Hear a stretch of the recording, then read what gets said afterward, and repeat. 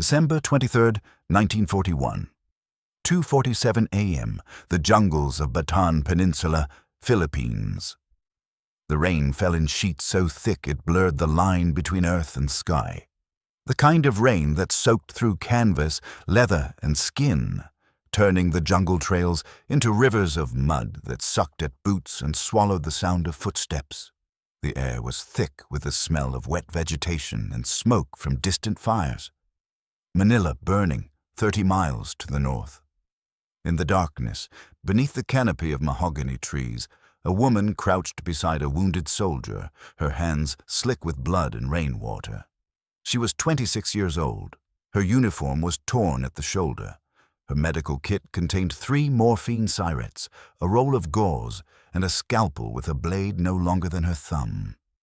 Around her, Japanese patrols moved through the jungle like shadows, their voices carrying through the rain in sharp, guttural commands. She did not speak Japanese. She did not need to. She understood what capture meant. For the men lying in the mud around her, American and Filipino soldiers too wounded to walk, too broken to fight, capture meant execution or slow death in a prison camp. For her, as a woman, as a nurse, as an American officer in enemy territory, capture meant something worse. Her name was Lieutenant Ann Bernatitus, United States Navy Nurse Corps, and in the span of 72 hours, she would do something that military historians would later describe as impossible. She would evade capture by a Japanese infantry battalion. She would perform emergency surgery in the jungle with no anesthesia, no sterilization, no light beyond what filtered through the trees. She would lead 40 wounded men, some missing limbs, some delirious with fever, some barely conscious, through 60 miles of enemy-controlled territory to the last American defensive line on Bataan. And she would do it using nothing but a scalpel, a compass taken from a dead officer, and a refusal to accept that the war was already lost. But the story does not begin with her escape. It begins 3 weeks earlier, in the chaos of the first Japanese landings on Luzon, when the American military presence in the Philippines, undermanned, under-equipped, and unprepared for the speed and ferocity of the Japanese assault, began its long, bloody retreat into the jungle.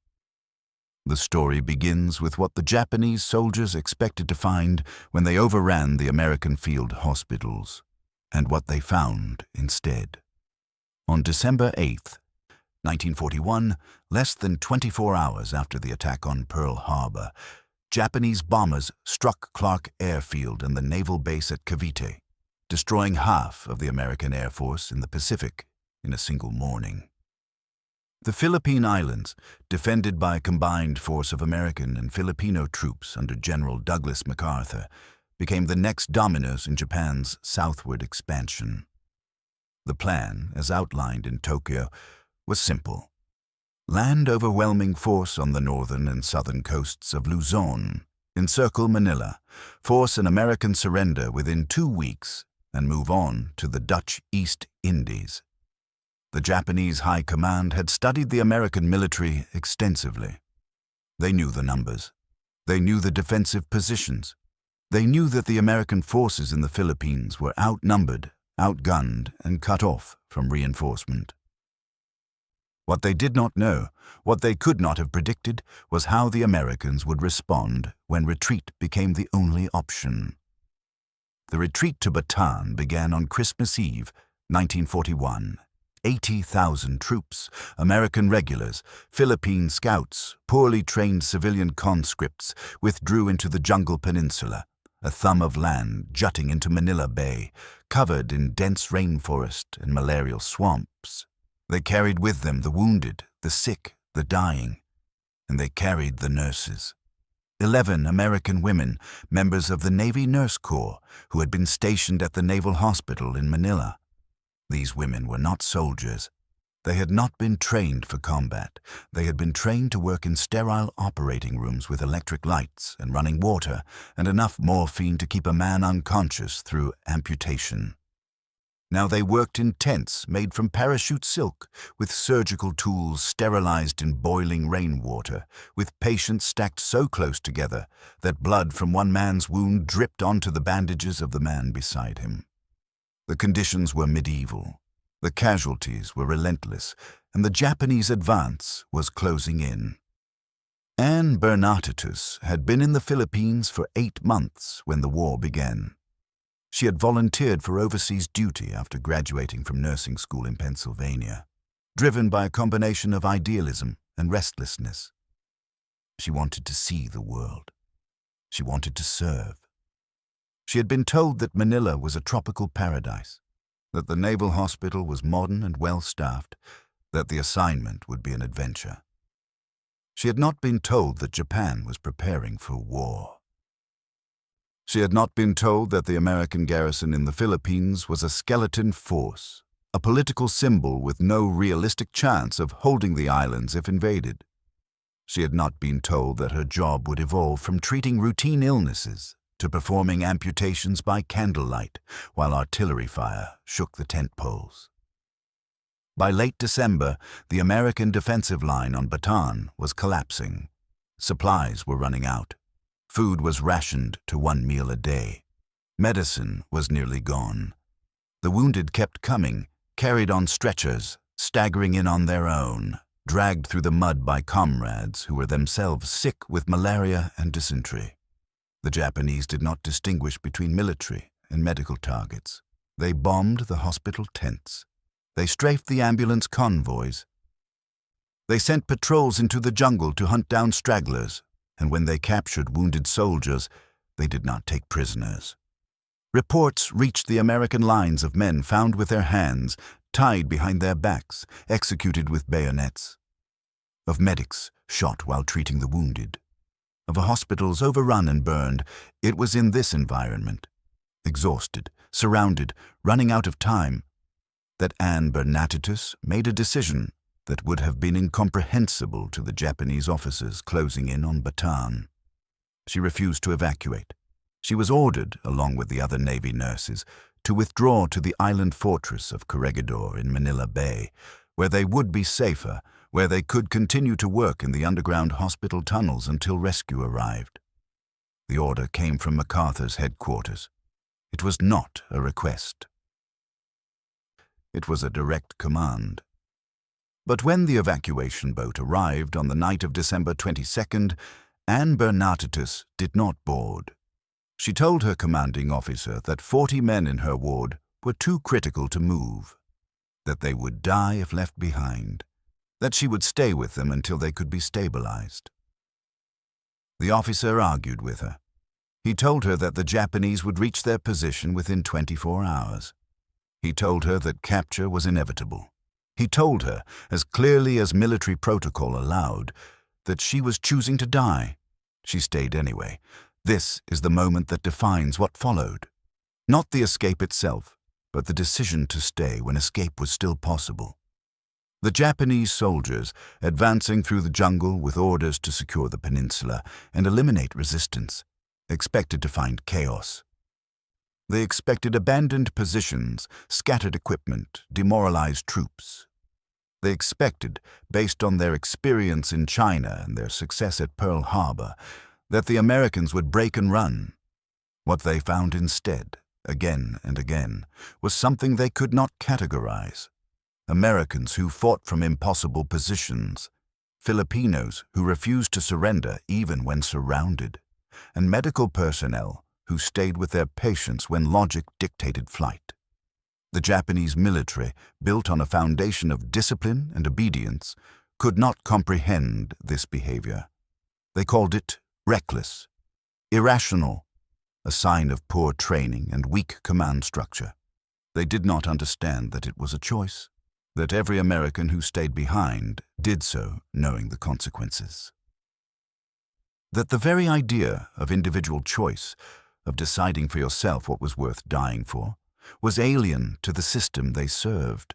When the Japanese patrol reached the field hospital on the morning of December 23rd, Ann Bernatitus was performing surgery. A soldier had been hit by shrapnel from a mortar round. fragments of metal embedded in his abdomen and chest. She was working by the light of a kerosene lantern, using forceps she had sterilized in a pot of boiling water, removing pieces of shrapnel one at a time and dropping them into a tin cup. Her hands were steady. Her focus was absolute. She did not hear the Japanese soldiers enter the tent until one of them shouted. She looked up, saw 3 men in Imperial Army uniforms, rifles raised, bayonets fixed, saw the fear on the faces of the wounded men around her. Saw the decision forming in the eyes of the soldier nearest the door, whether to fight, to surrender, to die quietly, or die swinging. She put down the forceps. She held up her hands, palms out, fingers spread. No weapons, no threat. Just a woman in a blood-stained uniform, standing between the rifles and her patients. The Japanese officer in charge of the patrol spoke to her in broken English. He asked if she was a nurse. She said yes. He asked where the American soldiers were. She gestured to the wounded men lying on the ground, too injured to stand, barely conscious. He seemed confused. He conferred with his men in rapid Japanese. Anne did not understand the words, but she understood the tone. They had not expected this. They had expected combat, a firefight, resistance.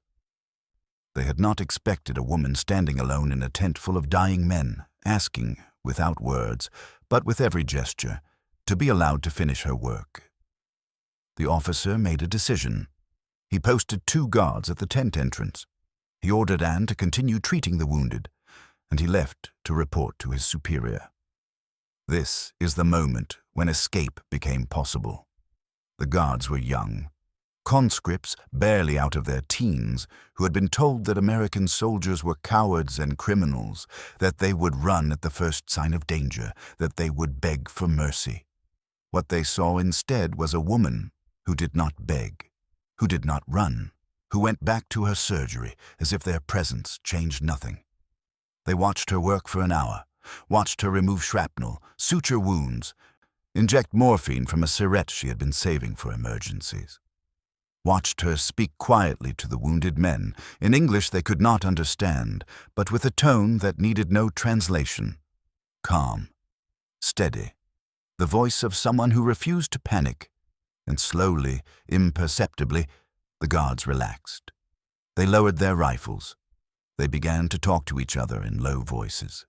They assumed she was trapped, that there was nowhere for her to go. They were wrong. Ann Bernatitus had been studying the jungle for 3 weeks. She had memorized the trails, the streams, the landmarks. She knew where the American lines were supposed to be. 60 miles south, dug in on the slopes of Mount Mariveles, the last defensive position before Corregidor. She knew that the Japanese controlled the roads, the villages, the coast. She knew that moving at night, through terrain that even in daylight was treacherous, with 40 wounded men, some delirious with fever, some missing legs, was suicide. She also knew that staying was certain death. So she made a plan. A plan so desperate, so unlikely to succeed, that no one in their right mind would have attempted it. She would wait until dark. She would drug the guards with a sedative she had been saving for a soldier who needed sleep but could not stop screaming. She would load the morphine, the gauze, and the scalpel into a medical kit.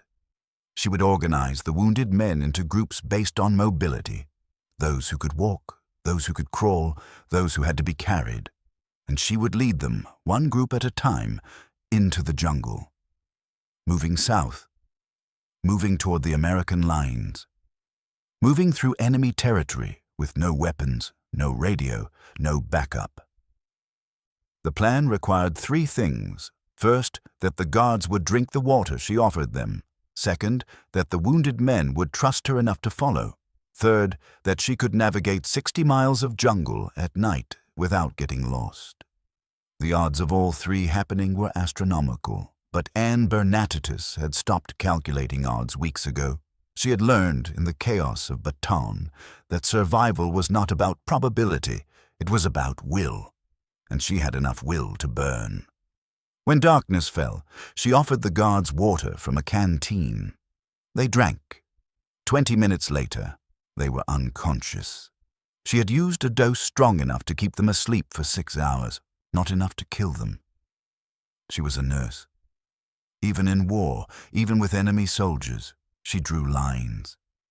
She woke the wounded men who could still walk. She explained the plan in whispers. Some of them argued. Some said it was suicide. Some said they should stay and wait for rescue. She told them there would be no rescue, that the Japanese were executing prisoners, that their only chance was to move now while they still could. She did not order them. She could not. She was a lieutenant, but she was not their commanding officer. She could only ask, and one by one they agreed. They moved in silence. 5 men who could walk unaided, 6 who could walk with support, 8 who had to crawl, 21 who had to be carried on improvised stretchers made from tent canvas and bamboo poles. They moved through the jungle in single file, Anne at the front with the compass, the strongest men at the back carrying the stretchers. They moved slowly, stopping every few hundred yards to rest, to listen for patrols, to check that no one had been left behind. The rain had stopped, but the ground was still mud, and every step was a struggle. Men with leg wounds bit down on cloth to keep from crying out. Men with chest wounds breathed in shallow gasps, trying not to cough. Men with stomach wounds bled through their bandages, leaving dark stains on the canvas stretchers. Anne moved among them, checking pulses, tightening tourniquets, injecting the last of the morphine into men who were too broken to continue without it. She did not sleep. She did not eat.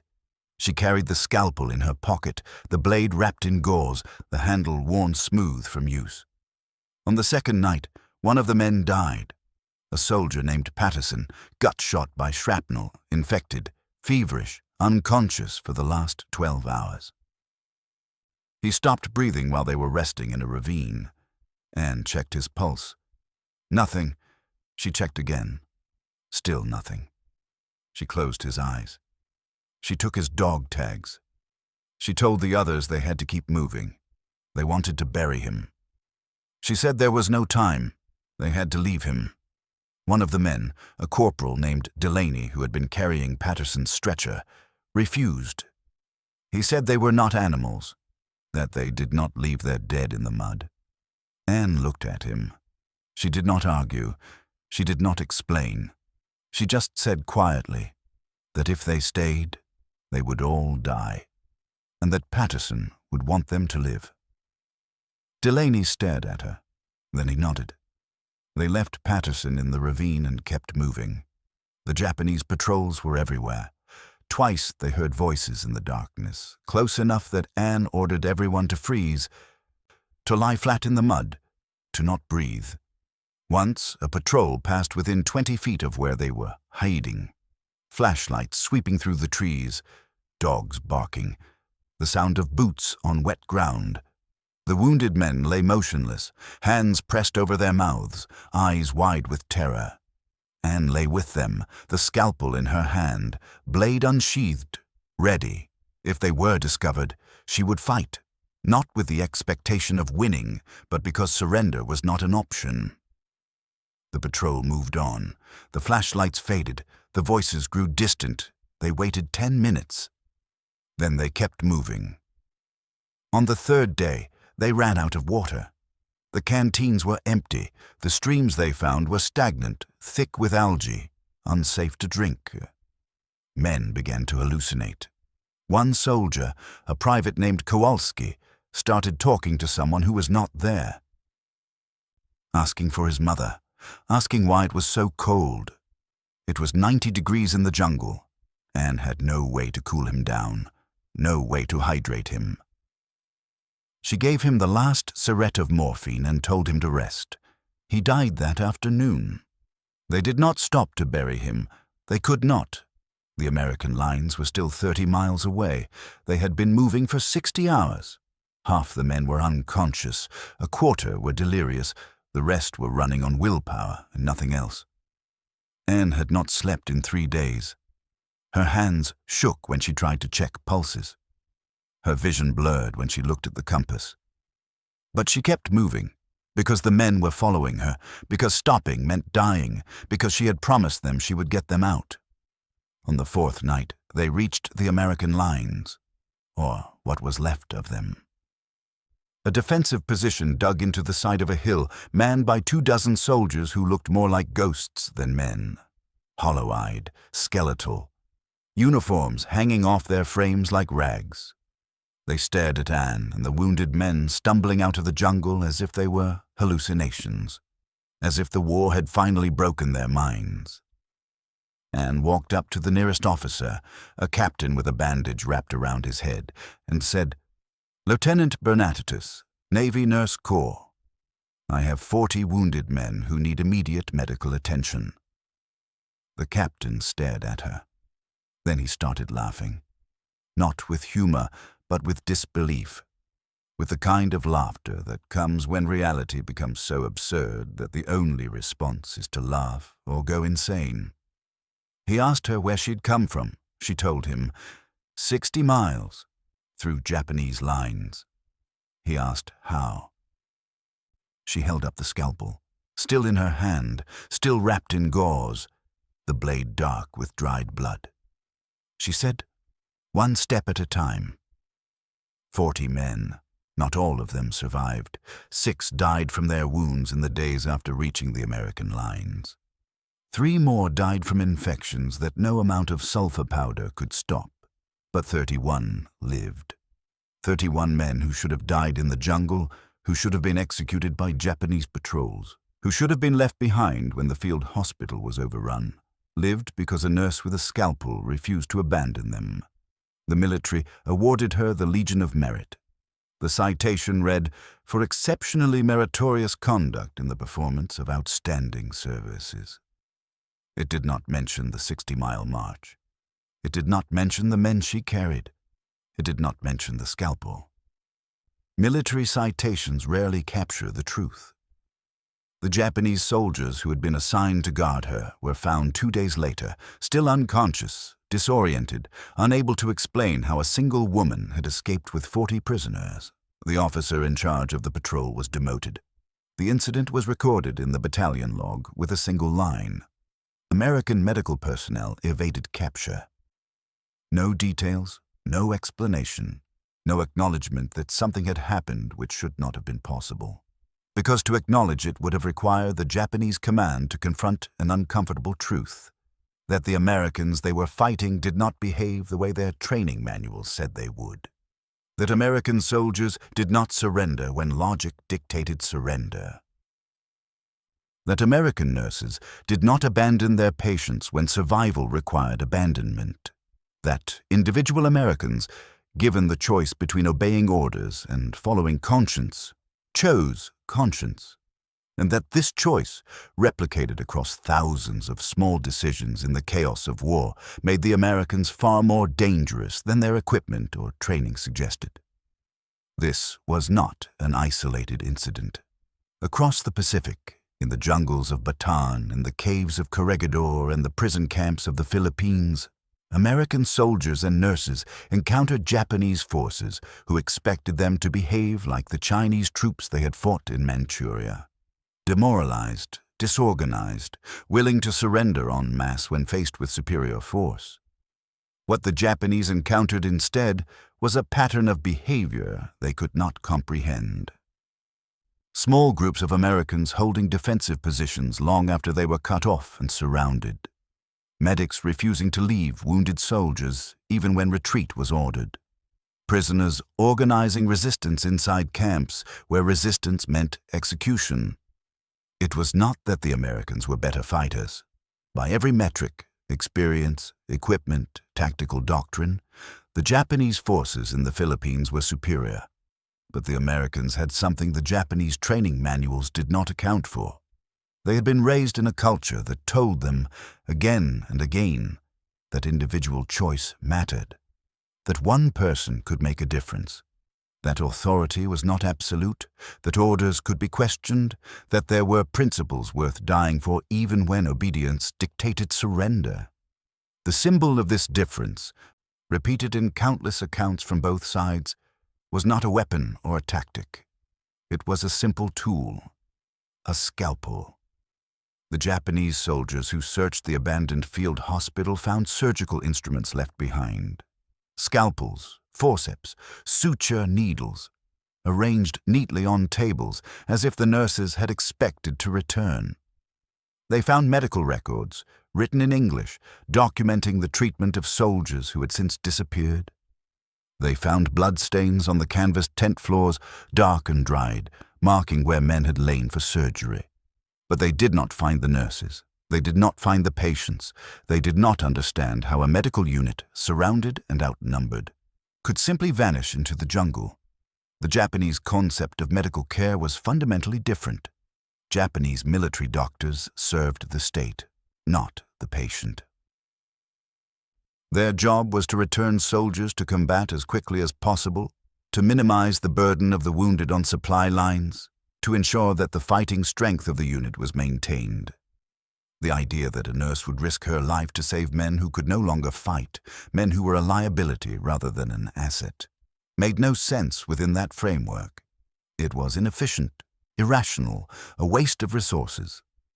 But to Ann Bernatitus, and to the other nurses who stayed behind when evacuation was ordered, it was the only choice that made sense, because in their framework, the individual mattered more than the system. The life of one wounded soldier mattered more than the tactical advantage of abandoning him. And that difference, that fundamental divergence in values, was more significant than any difference in weaponry or training. After the war, when the full scope of the Bataan campaign became public, historians struggled to explain what had happened. Why the American and Filipino forces, outnumbered and outgunned, had held out for 4 months when Tokyo had planned for a 2-week campaign. Why the Japanese, despite capturing the peninsula, had suffered casualties far beyond their projections. Why the prisoners taken after the fall of Bataan, survivors of what would become known as the Bataan Death March, retained a level of organization and defiance that the Japanese guards found incomprehensible. The standard explanations focused on terrain, logistics, disease. But the deeper explanation, the one that emerges from the personal accounts and after-action reports, was cultural.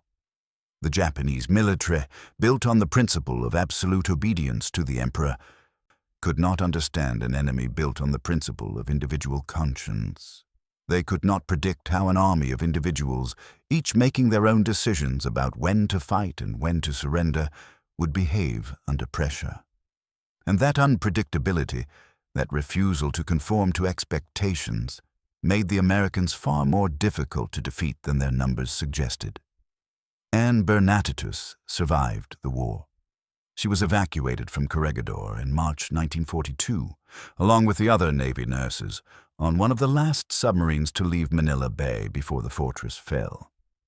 She spent the rest of the war working in naval hospitals in the United States, training new nurses, teaching them the skills she had learned in the jungles of Bataan. She did not talk about the 60-mile march. She did not talk about the scalpel. When asked, she would only say that she had done her job, that any nurse would have done the same. But the men she saved knew better.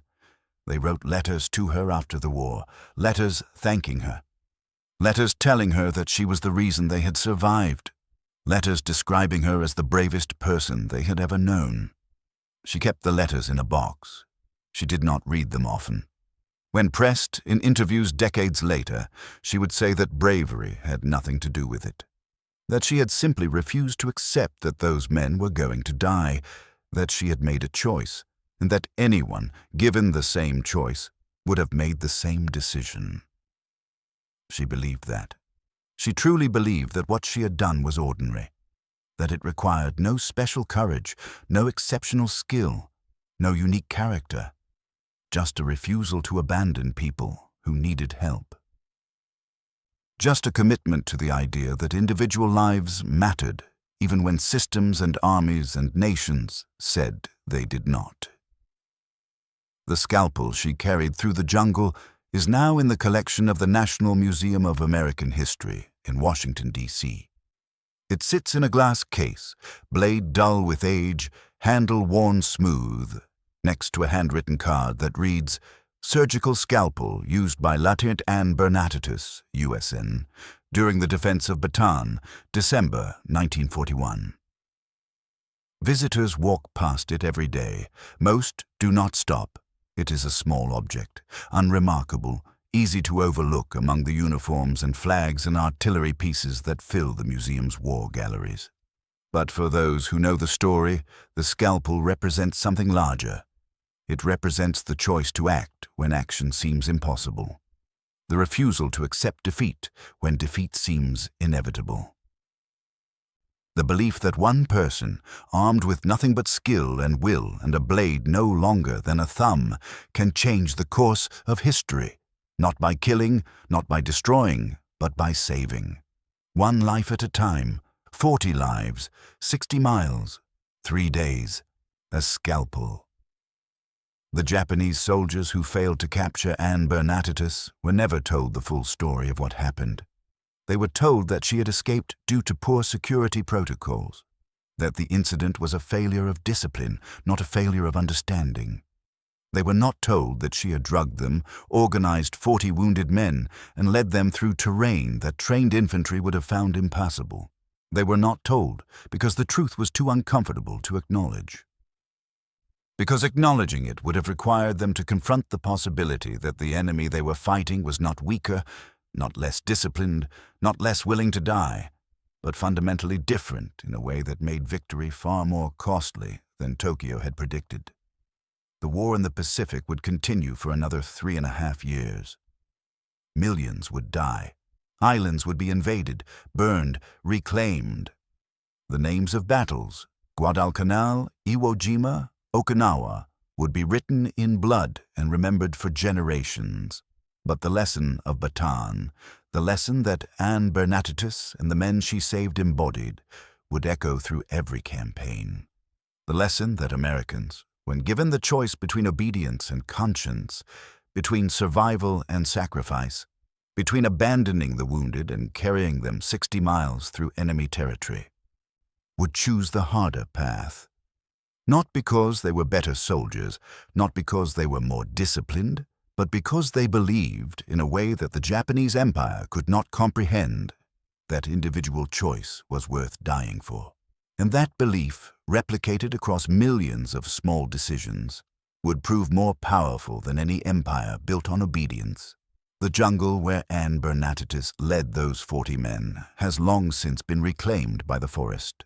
The trails are gone. The ravines are overgrown.